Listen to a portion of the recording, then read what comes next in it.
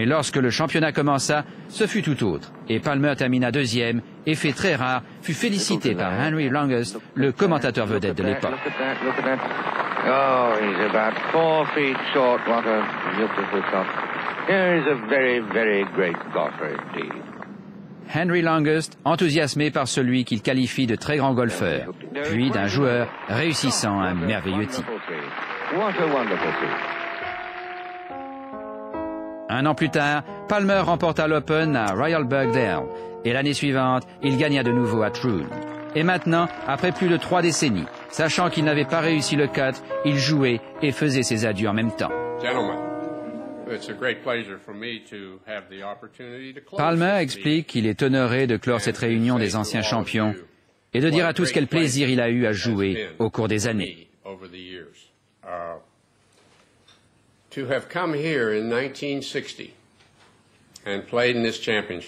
Il précise que ce qu'il a vu en 1960, lors de sa première visite, et ce qu'il a vu depuis, lui a procuré un plaisir inouï.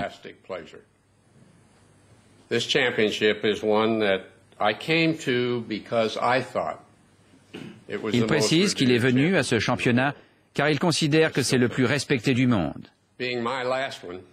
Et puisqu'il s'agit de la dernière fois qu'il y participe en tant que joueur, il souhaite à tout le monde de s'y amuser autant que lui. Et il ajoute qu'il y reviendra de nombreuses fois en tant que spectateur, mais qu'il viendra également y jouer à l'automne.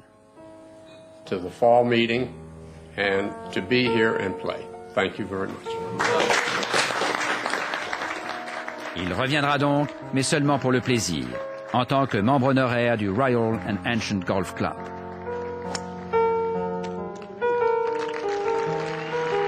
Arnold Palmer est émotif, et il a dû être extrêmement touché par les milliers de spectateurs venus le voir sur le 18. Une des grandes scènes du monde du sport, rendue possible par la sage dérogation du Royal and Ancient de laisser un joueur de plus de 65 ans participer au tournoi.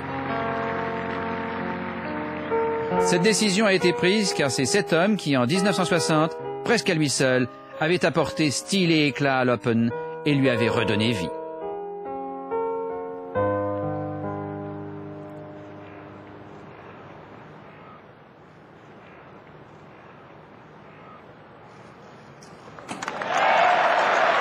Maintenant, tout est fini. Et cette fois-ci, au contraire de l'adieu larmoyant de l'US Open, il est presque parvenu à contrôler son émotion. I guess it's over, and that's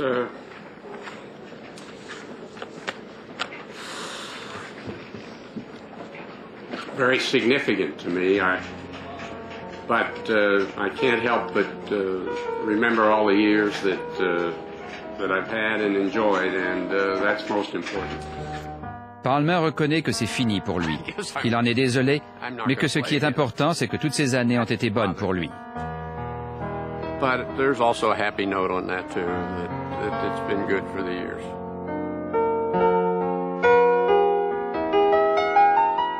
Mais revenons à la réalité.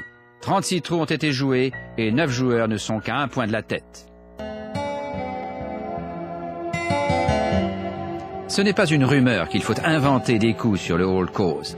Regardez un peu Greg Norman sur le trou de la route. Le dos au drapeau et l'ingéniosité de Bounce Wallace lui permettent de faire rebondir sa balle sur le mur. Et il réussit le putt pour le plus ésotérique des par 4 dont vous serez les témoins ici.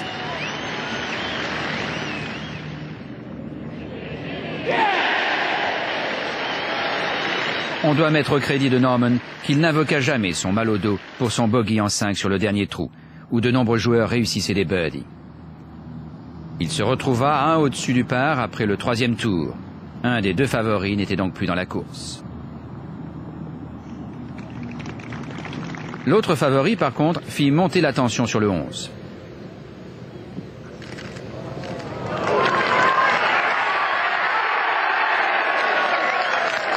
Des intestins du Strathbanker, Nick Faldo réussit un birdie. Mais se plante sur le trou suivant, au milieu des ajoncs. Un point de pénalité et il fait un double bogey. Il fait encore des bogeys sur le retour, le 3e sur le road hole, le trou de la route.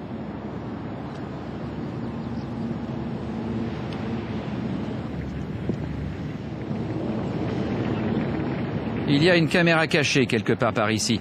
C'est peut-être mieux qu'il n'y ait pas eu de micro.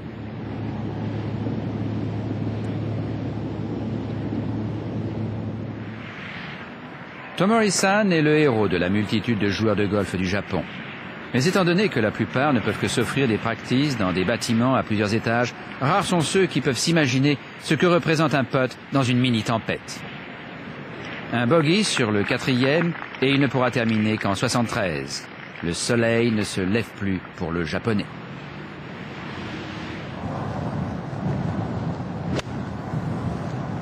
Soudainement, après 2 tours en 71, venant de nulle part, le presque inconnu Michael Campbell, Maori néo-zélandais de 25 ans, qui n'avait participé qu'à un seul Open et n'avait pas réussi le cut.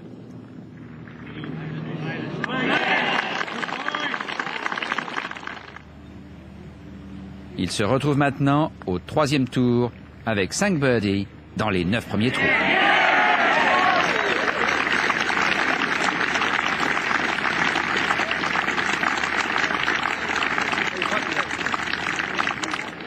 Derrière lui, avec un putt sur toute la largeur du 2e green, le signor Rocca fait le forcing. Ils sont 5 en ce moment à se partager la première place. Mais Campbell, grâce à un swing empreint d'aisance, n'a pas fini de faire parler de lui. Il réussit un birdie sur le 12.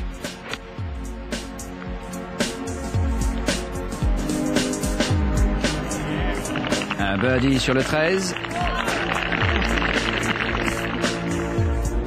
Il arrive sur le 14 par 5.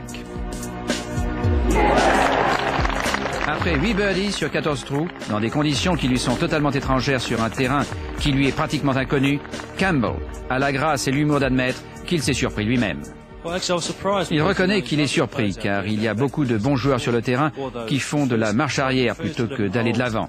Et les 11 premiers trous sont les plus durs qu'il n'ait jamais joués, avoue-t-il. Mais le redoutable Road Hole est toujours à franchir. Un homme peut perdre son calme, ses esprits, un titre de championnat sur le 17. Et comme c'était à craindre, la balle d'approche de Campbell termine dans le même bunker qui avait fait fondre les espoirs de Nick Faldo. Mais en plus, elle se trouve près de la face presque verticale du bunker, ce qui rend le coup encore plus difficile. Alors que Campbell réfléchit à ce qu'il va devoir faire, le 124e Open de golf est sur le point d'exploser.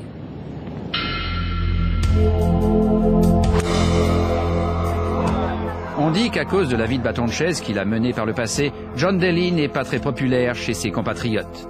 Par contre, il est adoré du public britannique qui apprécie au plus haut point ce drive de 320 mètres qui amène sa balle sur le green du 9.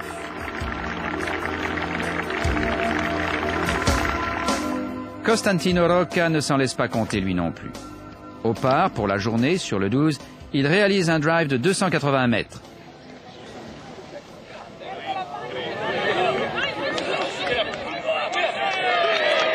Et n'a plus qu'à réussir ce putt pour avoir un eagle en 2. Campbell, quant à lui, était toujours enfoncé jusqu'au cou au 17. Campbell explique qu'il ne pouvait pas frapper sur le côté, en avant, en arrière, nulle part. Il y avait toujours quelque chose qui le gênait. Et finalement, il a pu avoir le bon rebond. La balle a roulé vers le bas et est arrivée à une trentaine de centimètres du trou.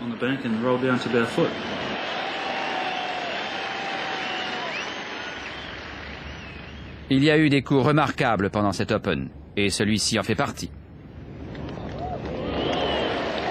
Il a eu un peu de chance puisqu'il a touché le parapet, mais un 4 ici et un par sur le dernier trou lui ont permis d'inscrire un 65 sur sa carte, le meilleur score du championnat.